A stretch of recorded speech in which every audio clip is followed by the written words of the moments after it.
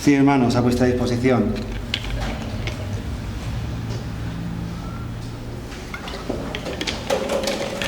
Deciros que podía haber tomado muchos caminos para presentar esta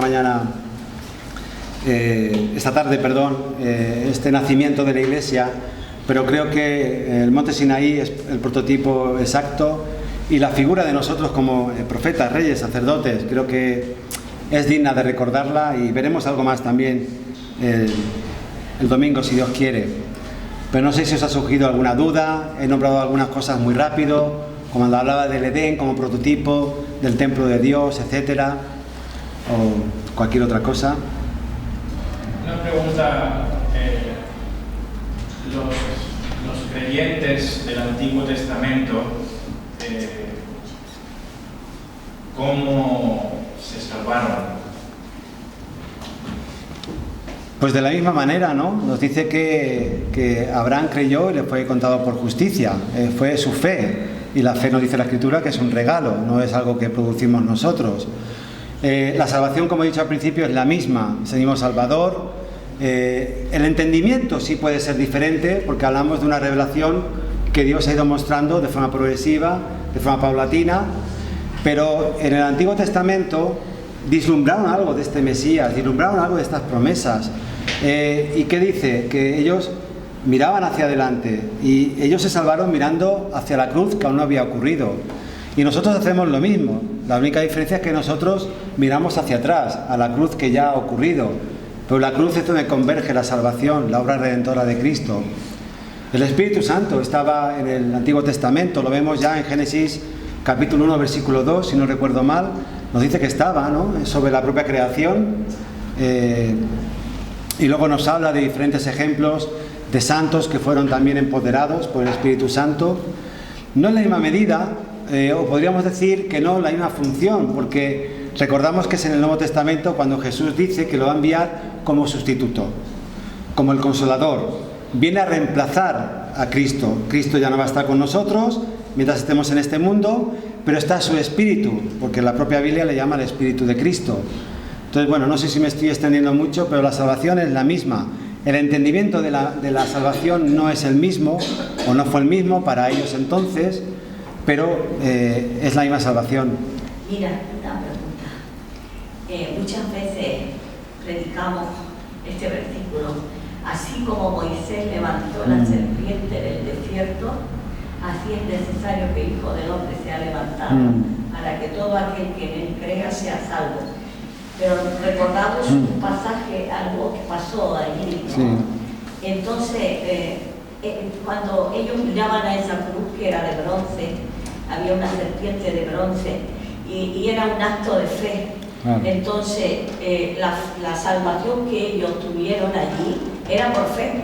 Claro. Todo el que miraba no hacía nada, y en parte viene haciendo como algo que nosotros hacemos. Nosotros no hemos visto a Cristo en la cruz, pero por fe sabemos que Él se ofreció allí por mí, y es por fe.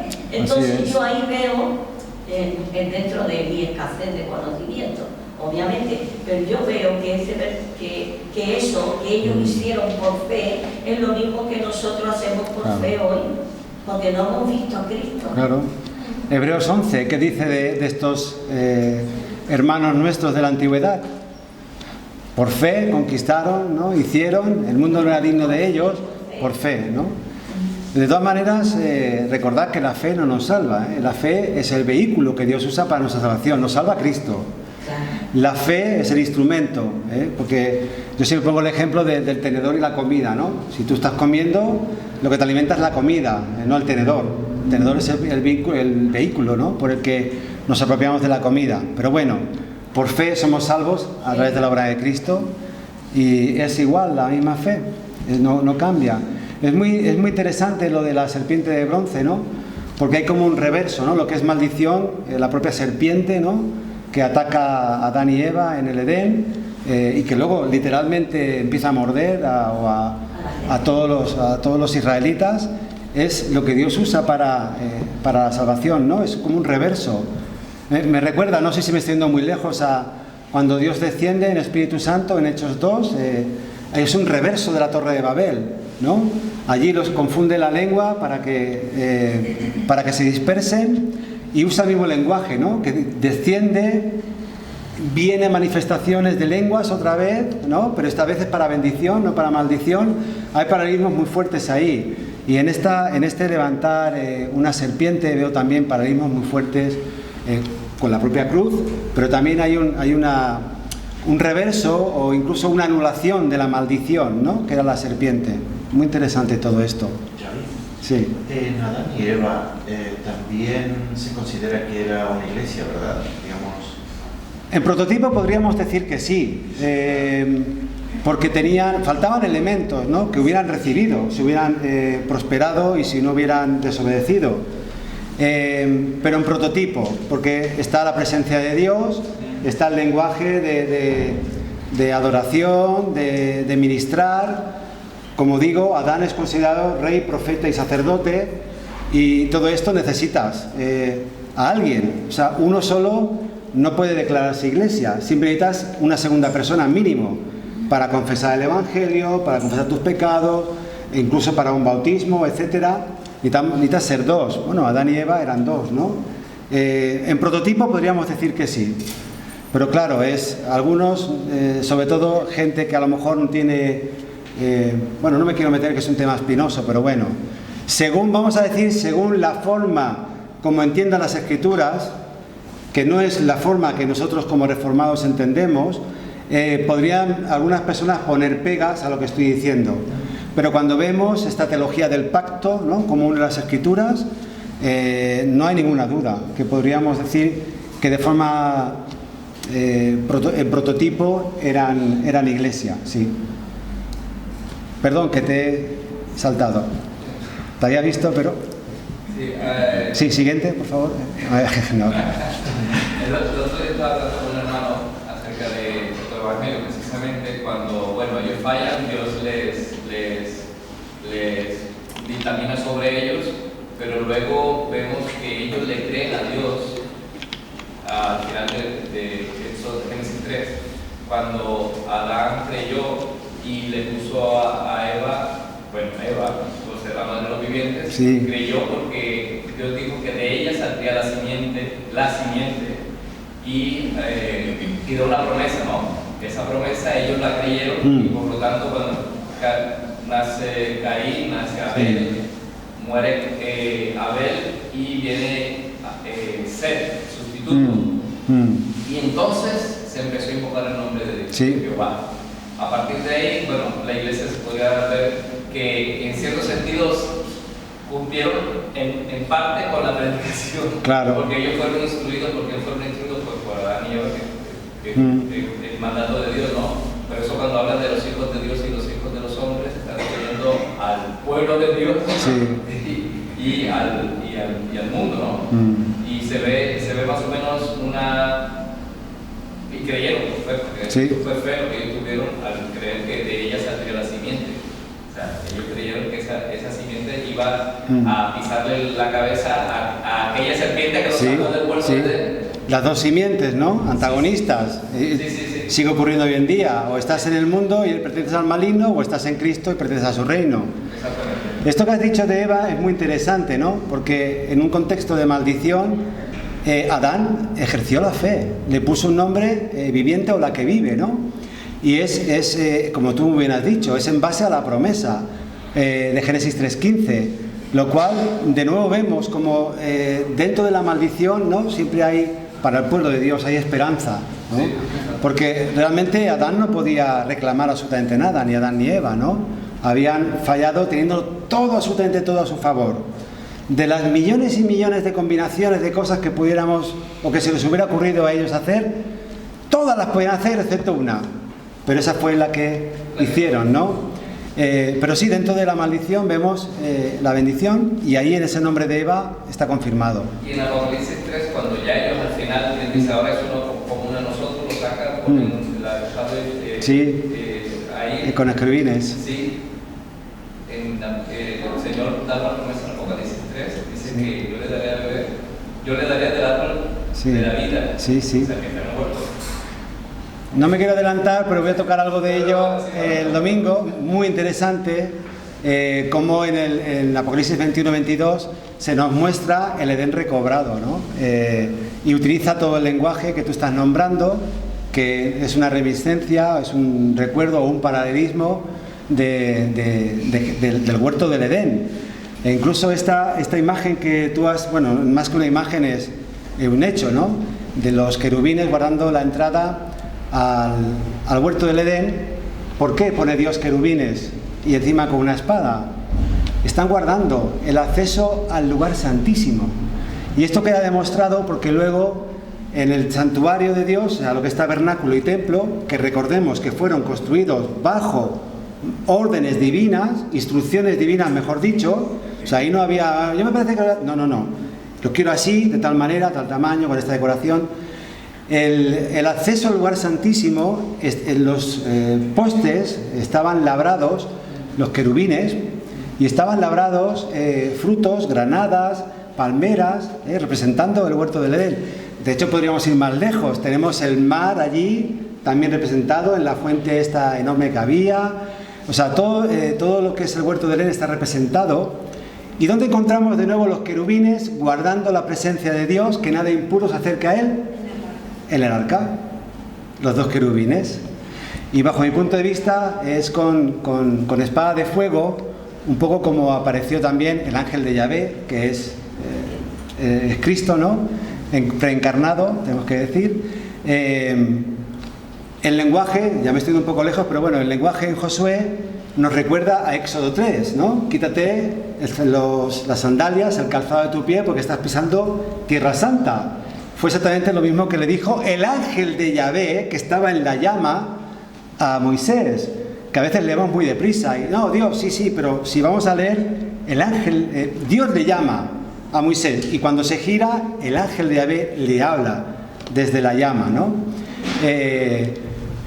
Y como estaba diciendo, se presenta con espada de fuego porque tiene que purificar, van a entrar en guerra contra las naciones. La zarza ardiendo se presentó también así porque tenía que dar la palabra y iba a purificarles, ¿no? Pero bueno, igual me estoy yendo un poquito lejos, pero son conexiones muy interesantes que nos brinda la teología bíblica. Y ya, pues gracias a Dios, hay bastantes libros traducidos al español para aquellos que no puedan leer en inglés, y se están traduciendo bastantes más. De hecho, si puedo hacer un poco de publicidad, Patricio, del Campus 415, ya entramos en las dos últimas materias. La siguiente, que empezará el próximo mes, será apologética, y en enero, Dios mediante, la última, que será teología bíblica. Yo os pido oración por mí, porque voy muy atrasado en la preparación de esa última asignatura. Y bueno, ya sabéis que tenéis los vídeos disponibles en YouTube, etcétera. Podéis preguntarle más. Ahí tenéis uno de los coordinadores. Ahí tenéis también otro coordinador. Estamos rodeados aquí de buena gente, ¿eh? Bueno, me he enrollado un poquito con lo de Josué y tal, pero es que la teología bíblica es tan... De verdad, para mí fue una revolución conocerla cuando estuve en el seminario. La mejor parte, seguramente, que me llevé de allí fue esto, porque empecé a conectar, o sea, digamos, yo tenía la información, pero no había conectado esas cosas, ¿no?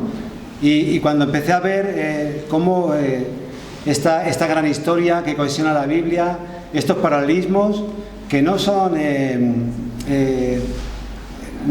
es mucho más que simbólico, podemos decir que son sombras que apuntan a realidades, ¿no? Que van a ocurrir. El templo, ¿a qué apuntaba? Pues al verdadero templo, que es Jesús, y ahora nosotros, que de nuevo aparece en Apocalipsis 21-22.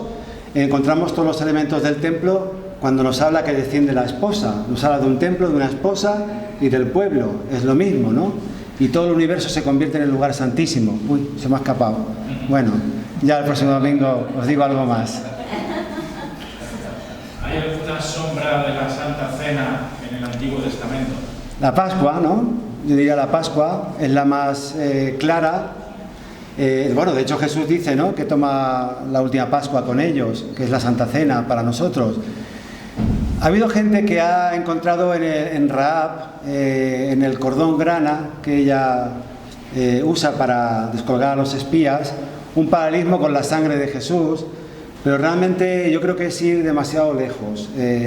Normalmente la Escritura nos da base, ¿no? Para, sobre todo cuando hablamos de tipología, porque esa es la palabra que hay que usar cuando hablamos de estas cosas, la tipología normalmente tiene un crecimiento, un desarrollo y una consumación final. O sea, hay un sentido escatológico, final, futuro, ¿no? Donde vemos cómo se muestra en toda su belleza ya de forma completa aquello que intuíamos que era por sombras, que era un ejemplo. Entonces, si no están estos elementos, ¿no?, de desarrollo, continuidad, hasta llegar a su máxima exposición, es complicado. Pero bueno, a lo mejor me estoy equivocando y el Señor un día nos dice, o Rahab me dice, que sí, que el cordón que usé es un prototipo de la sangre de Jesús. Pues gloria a Dios. No sé, tendría que pensar más en ello, pero obviamente también, ¿no?, en el sacrificio de Abel, ¿no? El de Caín no fue aceptable, primero porque no fue hecho con un corazón correcto delante de Dios, pero además fue incorrecto por lo que sacrificó, que eran productos de la tierra. Esto más adelante vemos que se pueden ofrecer, sobre todo el holocausto, que es un sacrificio quemado, en las primicias, etcétera, pero no como sacrificio redentor. Por eso Abel sí sacrificó animales y derramó sangre. Nos recuerda también, creo que Hebreos, ¿no?, que sin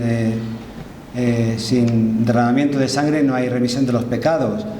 Y todo esto pues nos estaría siempre apuntando a la Santa Cena, ¿verdad? La Santa Cena es muy curioso porque en Éxodo, ahora que me preguntas, en Éxodo, un poco más adelante de la entrega de la ley, no sé si era el capítulo 24 o el 27, el 24, bueno, es un momento donde los ancianos, junto con Moisés y los líderes, suben al monte Sinaí, ¿verdad? Y es muy interesante porque dicen que ven a Dios, lo ven. Vieron al Dios de Israel, versículo 10, y había debajo de sus pies como un embaldosado de zafiro, semejante al cielo cuando está sereno. Versículo 11, estamos en Éxodo 24. Mas no extendió su mano sobre los príncipes de los hijos de Israel, y vieron a Dios y comieron y bebieron. Comieron y bebieron. Aquí tenemos la Santa Cena. Están participando de una comida santa con Dios. Y es muy interesante que aquí pues, nos venga con este lenguaje de comer y beber como reflejo de la comunión con Dios. Ahí tenemos también la Santa Cena.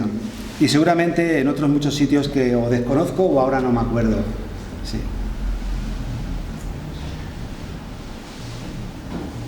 No sé qué hora es, no sé cómo vamos de tiempo. Entonces, Xavi, en una pincelada, las grandes conclusiones de lo que hemos visto hoy, ¿cómo las resumirías? A muy grosso modo. Sí, en 2 o 3 frases. El pueblo de Dios es la Iglesia, ahí estamos seguros. El nacimiento de forma técnica o cronológica de este pueblo es el monte Sinaí, porque Dios lo regula, da la ley, los constituye, habla de congregación, de congregarlos, de asamblea. Y dentro de este pueblo nosotros somos reyes, profetas y sacerdotes, algo que a lo mejor no ejercemos muy bien por nuestra naturaleza caída en este mundo, pero que un día se mostrará en toda su dimensión. Y debemos recordarlo, ¿no? Aún seguimos en esta tierra, podemos cuidarla de muchas maneras, nos meteríamos a lo mejor en temas ecológicos y tal, pero con la forma como vivimos, la forma también en la que compartimos el Evangelio, ¿no?, y la forma como ministramos las cosas de Dios van a reflejar eso, que somos reyes, profetas y sacerdotes.